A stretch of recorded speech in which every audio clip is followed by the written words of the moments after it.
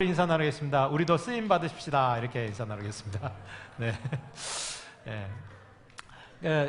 하나님이 쓰고 싶을 때 쓰임 받아야 되는데 이게 준비가 안 돼 있으면 못해요. 저는 아직 준비가 안 돼 있어서 30년째 그 소리를 하시는 분이 있어요. 여러분들 찬양대 쓰세요. 그러면 네, 그리고 쓰셔야지. 저는 아직 준비가 안 돼서 그 준비는 언제 되실지 모르겠어요. 제가 볼 때 천국 갈 때까지 안 될 것 같은데, 여러분들 준비가 안 돼 있어도 하나님이 쓰시겠다 하면 쓰는 거예요. 그죠? 어린 나귀 새끼도 예수님께서 쓰시겠다, 주가 쓰시겠다 하니까 어떻게 해요? 여러분, 어린 나귀 새끼는 말 그대로 짐을 한 번도 지어보지 않은 그런 나귀 새끼예요. 그런데 주님께서 쓰시겠다고 하니까 어린 나귀 새끼 끌고 왔잖아요. 여러분들 예수님이 예루살렘 입성하실 때 그 모습 보셨어요? 되게 언밸런스예요. 보기가 쉽게 좀 죄송하지만 웃겨요. 그죠? 큰 낙이 이렇게 짐을 잘 싣고 하는. 그래서 여러분들 개선 장군들은 아주 큰 말 같은 것을 타고 오는데 예수님은 어린 나귀 새끼를 타고 예루살렘에 입성하시는 거예요. 왜 그러냐? 예수님은 겸손의 왕이시기 때문에 그런 섬김의 본을 보이셨다는 거예요. 그래서 여러분들 그 어린 나귀 새끼가 쓰임 받은 게, 제가 볼 때 나귀 인생, 나귀는 인생이 아니죠. 나귀의 삶 중에서 가장 가치 있는, 아마 인류 역사상 태어난 나귀 중에서는 가장 복된 그런 나귀가 아닐까, 그런 생각을 가져요. 그래서 여러분들 주님께서 나를 쓰시겠다 그러면 아멘하고 순종하시면 하나님이 쓰실 줄로 믿습니다. 네. 자, 오늘 그 골로새서 말씀을 통해서 우리가 믿는 예수 그리스도는 누구신가, 이 말씀을 좀 나누려고 하는데, 목사님, 우리가 믿는 예수님 우리가 너무나 잘 아는데요. 네, 맞습니다. 근데 여러분들 예수님이 누군가를 분명히 확실히 알아야지만 우리의 믿음 생활이나 또 우리의 삶에 있어서 우리의 신앙이 잘못된 길로 빠지지 않을 수가 있어요. 원래 이 골로새서는요, 옥중서신 중에 하나입니다. 즉 사도 바울이 감옥에 갇혀 있을 때 골로새 교회 성도들에게 보낸 편지예요. 이 사도 바울이 감옥에 갇혀 있으면서도 골로새 교인들에게 편지를 보내면서 너무나 급한 마음에, 그리고 이거는 꼭 필요하기 때문에, 비록 옥에 갇혀 있었지만, 감옥에 갇혀 있었지만, 이 사도 바울이 골로새 교회 성도들에게 이 말씀은 너무나 필요하다, 지금 아주 시급하고 중요한 메시지가 있기 때문에 이 골로새를 써서 이 골로새 교회 성도들에게 전하고 있어요. 그래서 이 골로새서는 이 사도 바울이 이 골로새 교회 성도들이 직면하고 있었던 문제가 있었어요. 어떤 문제가 있었느냐? 여러분들, 이 골로새 교회 성도들은요, 사도 바울이 전한 복음을 받아들이고 신앙생활을 시작한 초대교회 중에 하나였습니다. 성경학자들은 이 골로새 교회 그 성도들의 숫자가 약 30명에서 많으면 한 6, 70명 정도 됐을 것이라고 추정을 해요. 지금으로 보면 굉장히 작은 교회일 수 있지만, 여러분들 그 당시에 초대교회에서는 굉장히 그래도 열심으로 신앙생활하고 있었던 교회가 골로새 교회였어요. 그런데 이 골로새 지역에 문제가 생겼어요. 어떤 문제가 생겼느냐? 저기 예루살렘으로부터 거짓 선지자들, 율법주의자들이 이 골로새 지역에 침투해서 들어오기 시작했어요. 그래서 가만히 보니까 이 골로새 교인들이 함께 모여서 신앙생활을 하는데, 사도 바울이 전한 복음을 받아들이고 그들이 신앙생활을 해요. 이들은 기독교 신앙을 갖고 있었어요. 근데 여러분들, 예루살렘에서 온 사람들은 유대주의자들이었어요. 그러니까 여러분들, 유대교하고 기독교는 전혀 다른 종교입니다. 여러분들이 이걸 헷갈려 하시면 안 돼요. 성경이 이거 유대교 유대인들로부터 전해진 거 아닌가? 맞습니다. 여러분들, 유대인들은요, 구약 성경을 제일 먼저 받은 민족이 이스라엘 민족이고, 바로 이들이 섬겼던 신앙과 믿음이 유대교였어요. 그래서 유대교는요, 여호와 하나님을 섬기는 종교예요. 그런데 여러분들, 기독교는 말 그대로 우리가 믿는 하나님은요, 삼위일체 하나님이에요. 그리고 그 삼위일체 하나님을 가장 정확하고 분명하게 고백하는 그 하나님으로 나타나신 분이 누구냐? 바로 예수 그리스도예요. 그래서 여러분들, 기독교라고 하는 말은 그리스도교라는 뜻이에요. 그리스도교. 그래서 여러분들, 이 골로새서의 핵심은 뭐냐? 기독론에 대한 그런 신학적인 내용을 담고 있는 책이 바로 골로새서입니다. 그래서 초대교회에 있어서 제일 먼저, 우리가 지금 여러분들 신앙생활 할 때 이제 신학교에 가시면 신학을 배우는데, 신학에 여러 종류들이 있어요. 그 중에서 이런 교리적인 내용을 배우는 신학을 우리가 조직신학이라고 그래요. 조직신학. 조직 아시죠? 어디 가면 다 조직이 있잖아요. 말 그대로 하나님이 어떤 분이신가, 이 신학 학문의 기본적인 구조와 틀을 세우는 게 조직신학이에요. 그래서 여기 조직신학 안에는 뭐 신론, 하나님은 어떤 분이신가, 기독론, 예수 그리스도는 누구신가, 성령론, 교회론, 이런 론들이 많아요. 이론들이 너무 많아. 그리고 요즘은 신학 이론들이 너무 앞서가가지고 우리가 한 번도 들어보지 못한 온갖 신학들이 많아요.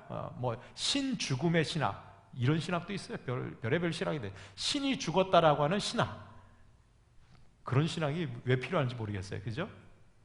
신죽음의 신학도 있고, 뭐 희망의 신학도 있고, 뭐 여러 가지 민중 신학도 있고, 우리나라 같은 경우는 이제 뭐 토착 신학, 뭐 이런 것들도 있고, 다양한 신학들이 있는데, 여러분들 최초로 많은 초대교회 성도들이 이 신학적인 논쟁이 나타났던 게 바로 뭐냐? 기독론에 대한 논쟁이었어요. 그게 바로 뭐냐? 예수는 누구인가? 바로 예수 그리스도는 누구인가? 이 부분에 대해서 많은 논쟁들이 있었고, 그 논쟁들로부터 수많은 이단들이 나타나기 시작했어요. 그런데 오늘 사도 바울은 이 골로새서에서 이 기독론에서 가장 핵심인 예수 그리스도가 누구신가, 이 부분에 대해서 아주 분명하게 우리에게 성경을 통해서 메시지를 주고 있어요. 그래서 우리가 이미 알고 있는 내용이지만 가장 기본적이고 우리 신앙생활에 있어서 근간이 되는 바로 이 예수 그리스도가, 우리가 믿고 고백하는 예수님이 누구신가, 오늘 말씀을 통해서 우리가 짧게 생각해 보려고 합니다. 첫 번째로 오늘 사도 바울이 골로새 교회 성도들을 통해서 우리가 믿는 예수님이 누구라고 말하고 있느냐? 바로 예수님은 우리를 죄에서 속량하시는 분이에요. 속량하시는 분. 여러분도 오늘 13절 14절 말씀을 우리 같이 한번 읽겠습니다. 시작.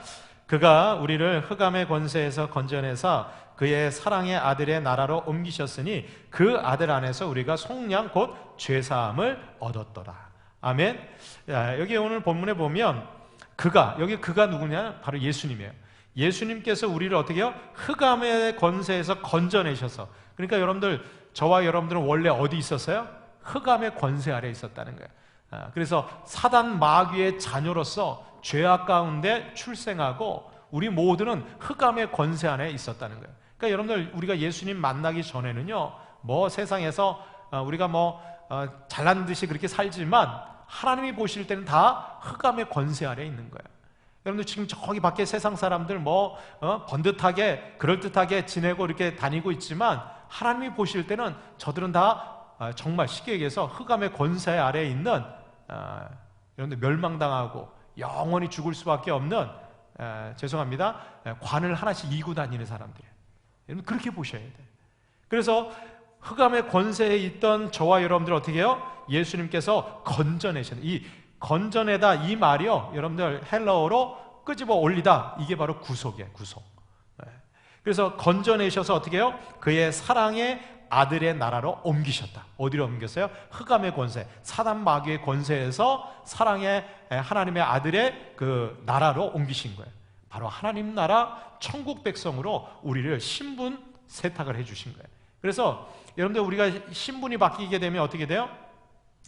여러분들 어떤 집에서 고아로 자라다가 어디에 입양이 되면 어떻게 돼요? 호적으로 옮기세요. 호적. 그죠? 호적 정리가 돼야 돼. 아무리 같이 살아도 호적 정리가 안 되면요, 법적으로 그 자식이 아니에요. 상속권도 없고 권리를 주장할 수가 없어요. 그런데 아무리 떨어져 살아도 어떻게 해요? 호적 정리를 해서 탁 옮겨 놓으면 그 자식이 되는 거예요. 그 집안 자식이. 예수님께서 저와 여러분들을 흑암의 권세에서 사랑의 아들의 나라, 바로 하나님 나라 백성으로 우리를 탁 옮겨 두셨다는 거예요. 어떻게 옮기셨느냐? 여러분들, 이 옮기는 데는요, 대가가 필요해요. 공짜가 없어요. 물론 우리가 구원받은 것은 하나님의 전적인 은혜의 선물로 구원받았어요. 그렇다고 해서 그것이 그냥 공짜로 가치 없이 아무나 그냥 거저주는 게 아니에요. 여러분들, 우리에게 은혜로 구원이라고 하는 이 구속의 은혜, 죄사함의 은혜를 주시기 위해서는 대가가 있었어요. 어떤 대가가 있는지 아세요? 바로 예수 그리스도의 생명의 값을 지불하시고 우리를 대속해 주셨다. 그러니까 여러분들, 우리가 어떤 물건을 살 때마다 물건에는 뭐가 있어요? 가치가 있습니다. 가치. 그걸 쉽게 표현한 게 가격이에요. 가격. 그래서 제가 이 크리스탈 이 컵을 갖다가 저기 지난번에 우리 연애 무슨 모임이 있어서 가서 이게 사왔거든요. 이거 얼마 할 것 같아요? 크리스탈 컵, 이거 뚜껑 있는 거. 네. 이게 10,000원입니다. 네. 굉장히 비싸게 보이죠? 그래서 제가 얼른 샀어요. 근데 2개에 20,000원. 근데 이거 제가 사올 때 이거 얼마요? 그럼 물어보면 그분이 그래요. 하나에 10,000원입니다. 이렇게 가치를 얘기해요. 그러면 여러분들 우리는 얼마짜리인 줄 아세요? 여러분들도 다 같이 가격표가 다 붙어 있다고요. 얼마짜리냐? 죄송합니다. 예수님짜리예요. 우리는 얼마짜리냐? 예수님의 생명의 값을 지불하고 사신 거예요. 그러니까 여러분들 옆에 있는 사람 쳐다보고 무시하면 안 돼요. 이 사람의 가격이요, 그냥 상상할 수 없는, 비교할 수 없는 예수 그리스도의 생명의 값을 지불하고 하나님이 사셔서 우리를 어떻게 해요? 하나님 백성으로 옮겨두신 거예요. 그 값을 지불하고 옮겨주실 때 우리에게 아무런 대가도 묻지 않고 어떻게 해요? 은혜로 그 값을 이미 예수님이 다 치르시고 선불하시고 대신 옮겨주신 거예요. 제가 지난번에 어디 그 식당에 가서 같이 이렇게 목사님들하고 이렇게 식사하고 있는데 어떤 집사님이 그 식당에 같이 거기 직원들하고 같이 들어오셨어요. 그래서 깜짝 놀라서 서로 인사를 했어요. 그리고 이제 식사를 하고 딱 이제 계산하려고 나갔더니 먼저 그 집사님이 자기들 그 식사비하고 이 목사님들 식사한 걸 다 계산하는 거예요, 단체로. 아멘도 안 하시네. 그래가지고 저기 가게 주인이 먼저 가신 분이 다 계산하셨다고. 그래가지고 우리 같이 목사님들 식사했는데요. 같이 계셨던 목사님들이요 다 저를 부러워하듯이 쳐다보더라고요. 얼마나 기분이 째졌는지. 제가 그 집사님한테 그 다음부터 보면은 제가 그냥 너무너무 좋은 거예요. 감사합니다. 여러분들, 내가 지불해야 되는데 주님께서 이미 당신이 2000년 전에 십자가에서 그 값을 다 지불하시고 누구든지 예수 그리스도의 십자가를 믿는 자들에게는 여러분들 그 대속의 은혜를 우리에게 허락해 주시는 줄 믿습니다. 여러분들, 바로 예수님께서 그렇게 해주신 거예요. 그 아들 안에서 우리가 속량 곧 죄사함을 얻었도다. 근데 놀라운 사실은 이 죄사함, 속량의 은혜를 베풀 수 있는 존재는 예수 그리스도밖에 없다는 거예요. 왜냐하면 여러분, 예수 그리스도만이 우리의 죄를 사해 주셨기 때문에 여러분, 예수 그리스도만이 우리의 구세주가 되시는 줄로 믿습니다. 여러분, 세상 어디에도 우리의 죄를 대속할 수 있는 존재가 없어요. 만약에 어떤 사람이 내가 당신의 죄를 대신해서 제가 대속하겠습니다, 그렇게 얘기하는 사람이 있다면 얼마나 고맙겠어요, 그죠? 근데 그 사람에게는 그럴 자격이 없어요. 왜냐? 그 사람도 자신의 죄값을 담당해야 될 사람이에요. 그러니까 쉽게 얘기해서 여러분들, 세상의 모든 사람들은요 사형수예요. 여러분들, 자기가 사형 언도 받고 사형수인데 그 사형수가 다른 사람에게 가서 당신의 죄를 대신해서 내가 감옥살이를 할 테니까 당신 자유롭게 하십시오. 여러분들, 이게 말이 되겠어요? 말이 안 돼요. 이건 웃기는 얘기예요. 여러분들, 예수 그리스도만이 대속자가 될 수 있는 이유는 뭐냐? 예수님이 이 땅에 태어나실 때 동정녀 탄생을 하셨다. 여러분, 동정녀 탄생이라는 것은 어머니 마리아의 몸을 통해서 이 땅에 태어나셨지만 예수님은 성령으로 잉태되셔서 태어나신 거예요. 여기에 아주 오묘한 섭리가 있어요. 왜?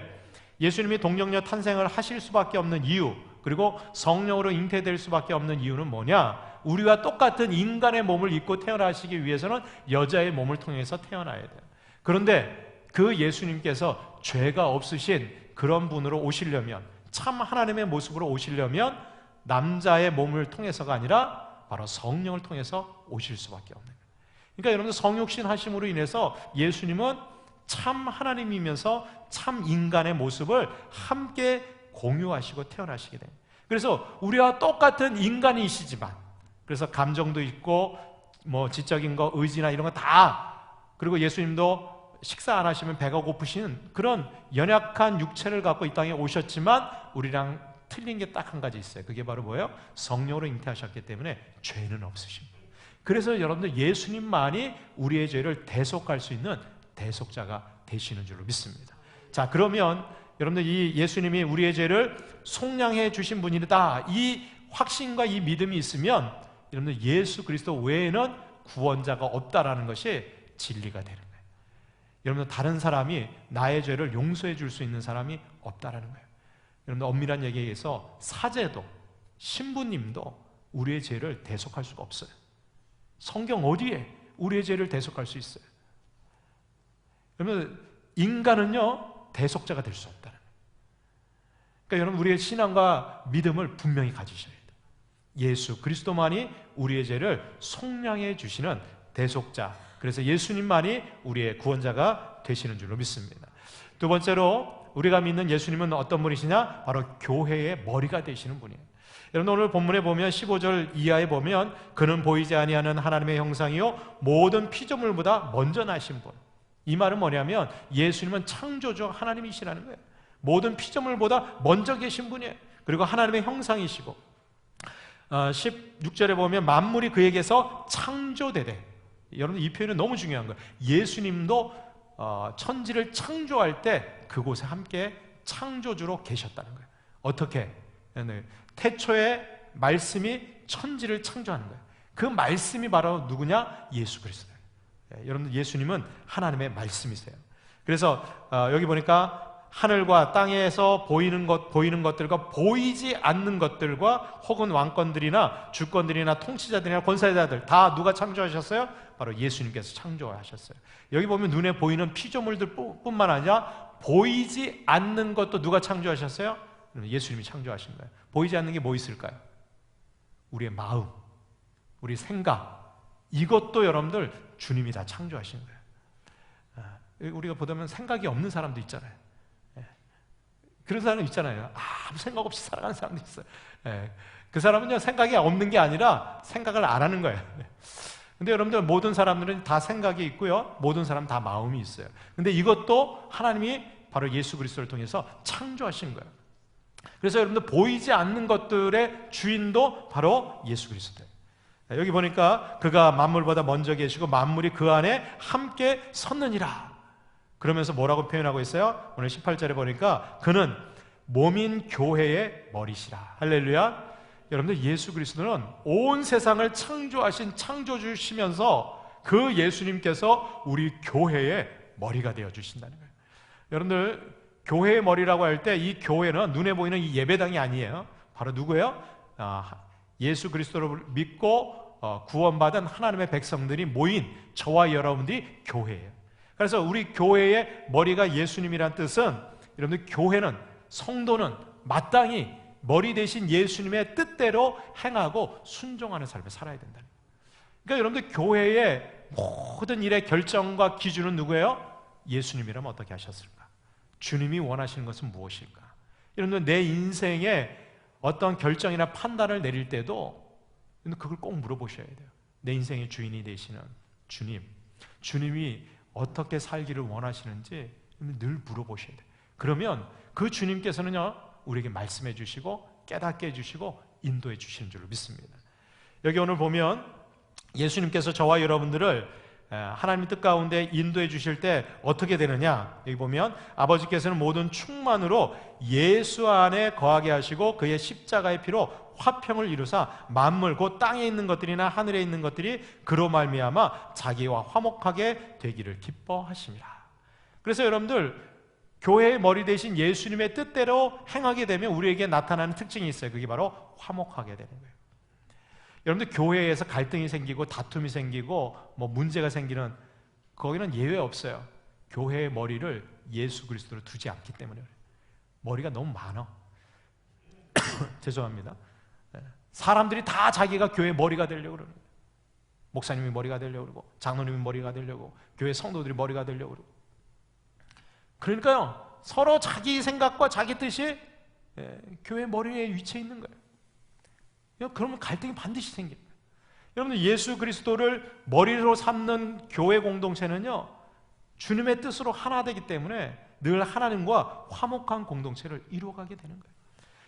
여러분 가정 공동체가 정말 화목하고 그리스도의 사랑으로 하나 되는 거, 여러분들 그 가정의 주인으로 머리로 예수님을 세워두는 것, 그 외에는 없어요. 여러분들, 머리가 누가 되느냐에 따라서, 여러분 지도자가 누구냐에 따라서 여러분 그 공동체의 앞날은 달라져요. 그렇잖아요? 여러분들 가만히 보세요. 제일 중요한 게 머리예요. 머리가 생각하는 대로 팔다리가 움직이게 되는 거고요.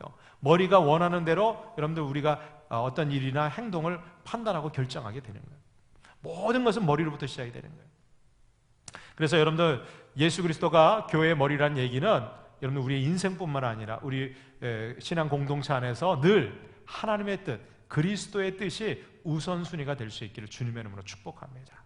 그러면 하나님께서 우리의 삶에 화목함을 더해 주실 줄로 믿습니다. 마지막 세 번째로 우리가 믿는 예수 그리스도는 어떤 분이시냐? 바로 하나님 안에서 우리를 세워주시는 분이 바로 예수님이시라는 거예요. 여러분 오늘 21절 이하에 보면 우리를 하나님과 화목하게 하신 이 예수님께서 우리에게 놀라운 역사를 일으켜 가세요. 21절에 보면 전에 악한 행실로 멀리 떠나 마음으로 원수가 되었던 너희를 이제는 그의 육체의 죽음으로 말미암아 화목하게 하사 너희를 거룩하고 흠없고 책망할 것이 없는 자로 그 앞에 세우고자 하셨다. 그러니까 여러분들 예수님께서 우리를 대속해 주시고 속죄함을 통해서 하나님의 자녀로 삼아 주시고 하나님과 화목하게 하신 다음에 지금도 주님께서 하시는 일이 있어요. 그게 바로 뭐냐? 우리가 하나님 앞에 정말 거룩하고 흠이 없고 온전한 하나님의 백성답게 작은 예수 그리스도가 될 수 있도록 우리를 어떻게 해요? 세워나가신다는 거예요. 우리를 빚어주시고 다듬어주시고. 그래서 구약성경에 보면 주는 토기장이 나는 진흙이라는 표현이 있어요. 여러분 진흙 아시죠? 제가 예전에 그 공방에서 이거 머그컵 만드는 거를 이렇게 한번 배워봤어요.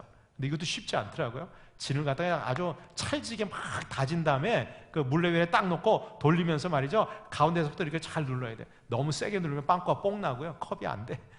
그럼 다시 뭉개가지고 다시 다져가지고 또 눌러야 돼. 그래서 조금씩 넓혀가요. 모양을 갖춰요. 예.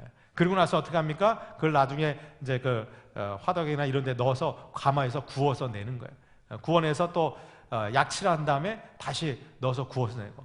그래도요, 그거 자칫 잘못하면 뭐 금 가고 깨지고 그러면 또 버려야 돼. 근데 여러분들 이 빚는 것 자체가 쉽지 않아요. 예. 여러분들 온전한 그 형태로 빚어내기 위해서는 여러분들 부족하고 맞지 않는 것을 자꾸 제거해야 돼요. 예. 깎아내는 연습이 필요한 거예요.